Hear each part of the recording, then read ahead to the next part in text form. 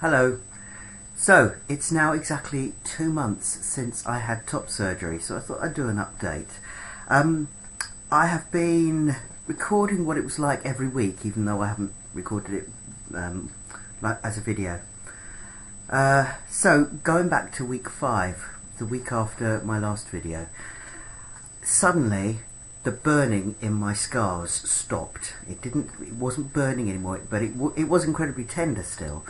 But that incessant burning that I thought would never end stopped, and so I stopped using the binder.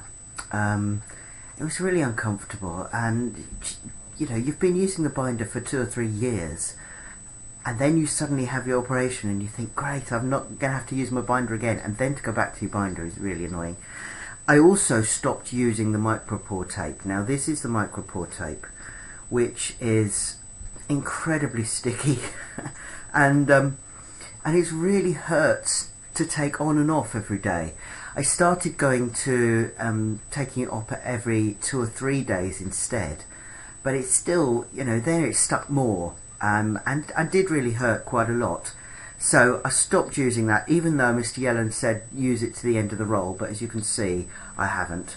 And also it was starting to rip open a little hole on my left side, so I stopped using it completely, and I have to say that my scars have stretched a bit since. They will, but it's better than that pain, I think. Also the hairs just got caught in it. The scabs of my nipples came off on between the 5th and the 6th week. First of all it was the left one, and then it was the right one about 3 or 4 days later. I didn't think they would ever come off, but they left the nipple facing inwards, and I thought that that's what it would be like, that they would never come out. My left nipple in the last couple of days has started to come out, so I'm thinking that it's just a matter of time and they'll be back out to normal shaped nipples again. The central bumpy bit, not the mess. Yeah. 6 weeks, I didn't have any pain.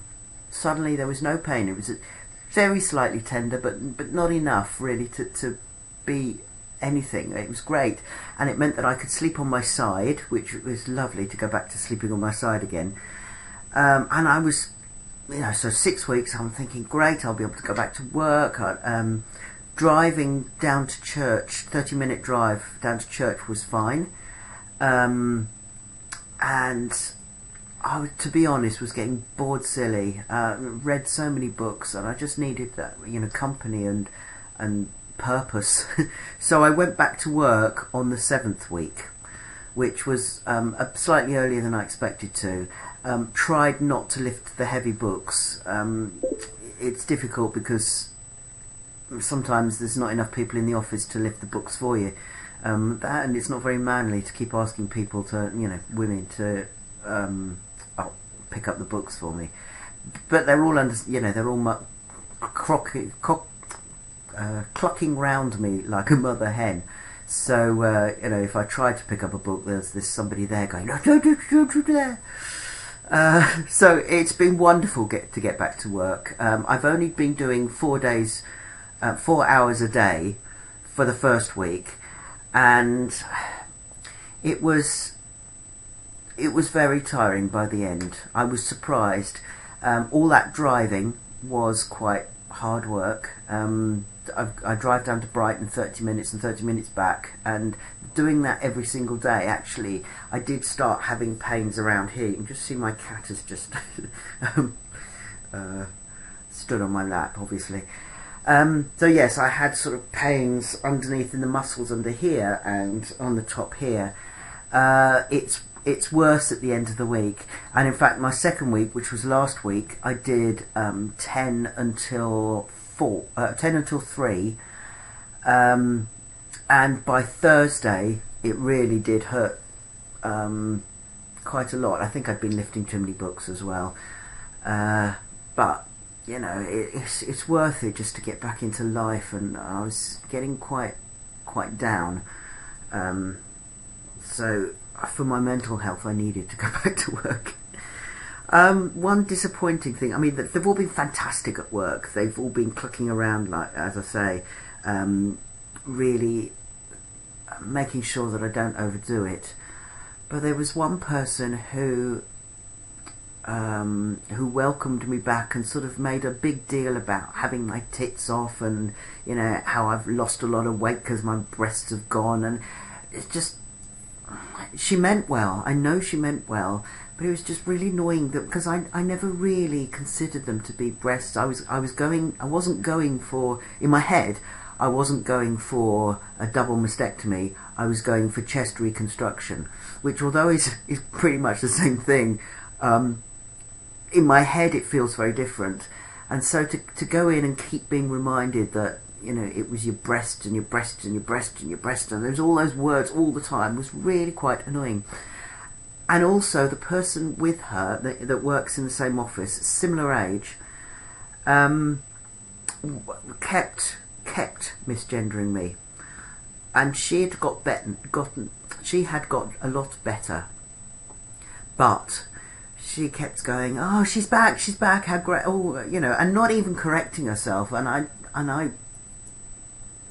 was helpless, I guess, because I didn't want to rock the boat and point it out to her, because I thought I'd let it go. She had got a lot better, where she had probably forgotten that I was a woman. And the fact that, you know, that this other person was talking about my tits all the time meant that it reversed back into remembering that I was female-bodied. And that was quite demoralising. So I'm really looking forward to not having to think about female parts anymore. Well, until a hysterectomy comes up, that's going to be difficult. I can't be doing that for a while because I've got to be back at work. So that was the only downside about going back to work. Since then, I have had little shooting pains. So I've come back from work quite often, quite sore, like, not as bad as at the beginning when the elephant was sitting on my chest. Now it's more a tiger sits on my chest at the end of the day, and it's just tiring because I've used my muscles a lot. But also I'm having sharp shooting pains around here. Let me take my top off. So shooting pains sort of go around here. Now, it can't be that nerves are being reattached in my nipples, because it's a complete graft, and I can't think that it would be that I will ever get any feeling in my nipples. So it must just be put it down a bit. So it must just be going into the scar, maybe. I don't know.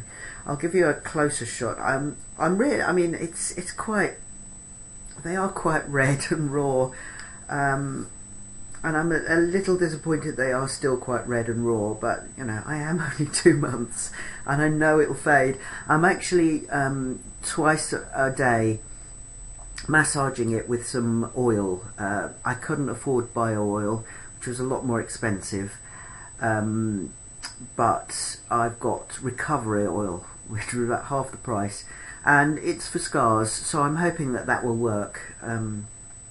So I'll give you a close-up of my scars. Quite a lot of hairs have grown. Don't know if you can see all of that. All of this is new hair growth, and it goes all the way across here, and quite a lot of hair growth here. You can see this nipple bit in the middle is still quite inside, sort of going in. This part of, I suppose, the bits that I haven't stretched because I haven't been moving much, are much thinner, and I was hoping that the rest of my scars would be like this underneath my armpits, but they're not. But, you know, hey, the hairs will grow, and it will cover the scars. I would, at this point, have stood up and shown you the sort of wider thing, but my cat is still sitting on me, trying to give you a So I mean, it's good. I do love it. It does look great. Still, you know, still tender, but then it's shortly after. You can't see because Rossini is in the way. It's wonderful to be able to just put a shirt on for work. It's been hot. I've not had to put the binder and the undershirt and, you know, just the shirt.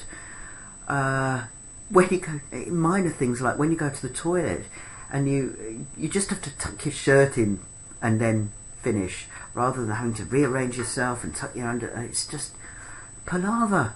It's such a palaver, and I am so grateful.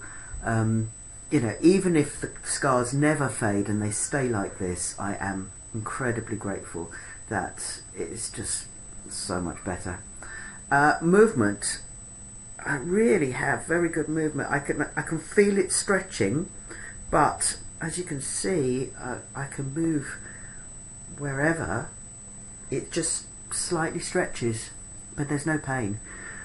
It's just the carrying heavy things that after a while does give you pain. Right, I've waffled on for 11 minutes. Goodness me. I will catch up with you next time. I shouldn't have thought there'd be too many changes because, you know, recovery will be settling down. But who knows? Okay, I will speak to you next week. Bye.